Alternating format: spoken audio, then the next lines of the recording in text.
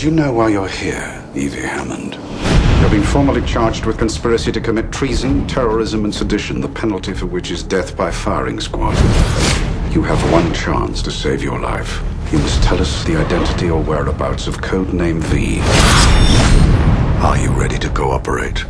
No. We'd acquired the material in the late 80s, the original graphic novel by Alan Moore and David Lloyd. And I just thought it would be a fun movie. I think people would enjoy seeing it. And the Wachowski brothers wrote the first script in the mid-90s that people kind of just looked at and said, what's this about? And when we made The Matrix, there was a lot of interest in whatever the other ideas they had. So we hauled this thing out, and they looked at it again. They said, why don't we rewrite it and let James direct it? I think, the script came into being because it still was so prescient, what Alan Moore and David Lloyd did. And I think also it's like in the vernacular of everyday life, the discussions that happen in the film and what the film is about is what's in the news media every day. So I just think at some point it bleeds into cinema or the arts or, music, anything like that. And so I think the film was just trying to address what was out there at the moment.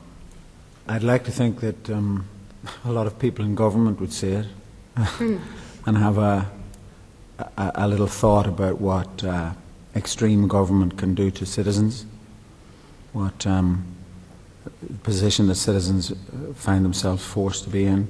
When I received the script, I was just so sort of shocked by the fact that a big Hollywood action movie could actually have substance and something that's provocative and going to make people feel very strong things and think strong things, whatever those various reactions will be. And I was like, this is crazy. I want to do this, One could hardly be surprised by the political content because it was there in the script.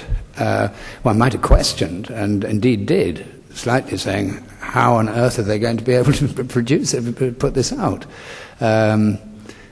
But the fact is that it's been made into a physical existence. We have it now, and it is being put out and handled, it seems to me, pretty well. I haven't been beaten up in a movie before, and I was very excited by the idea of having a big clubbed to death. No, I love the idea of someone who changes. I mean, as an actor, that's always the thing you look for, is someone who starts off sort of bright and cheerful and confident and has everything taken away from him, is a very, it's a wonderful journey, arc, all those words are used, and it's very pleasing. Coming from Israel, it was very interesting for me to consider the mindset of someone who goes from being nonviolent to being drawn towards using violence to express her political beliefs.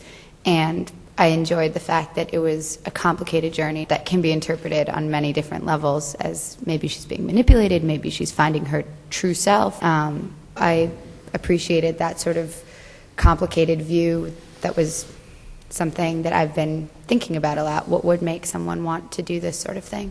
Having played so many victims over my life, it was rather an enjoyable difference to be able to behave like an eldest, and being the youngest, of course, as well. So, I mean, to behave like an eldest and tell everybody what to do. Well, I've made a lot of stupid action films in my life, and we'll always try to make stupid action films, but I think this one is a very smart film, and I think that people will feel differently about when they see this. I mean, it makes you think about things that are going on, and there's a lot of dialogue in it, more than I'm used to.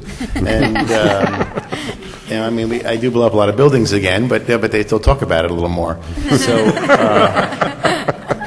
but I think that it's something we should be doing. I think our responsibility as filmmakers is to make things that are fresh and unique and original, and I think this movie is that.